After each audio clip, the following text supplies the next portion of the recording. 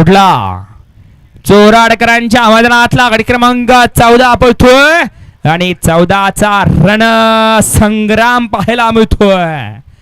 आदत वासर बळताय. दादाचा रण संग्राम आहे. कोण मारतोय बाजी?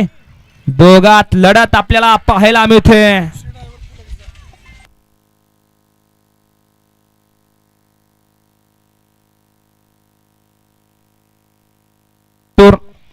चतुर मागल्या अंगाला उभं राहावा.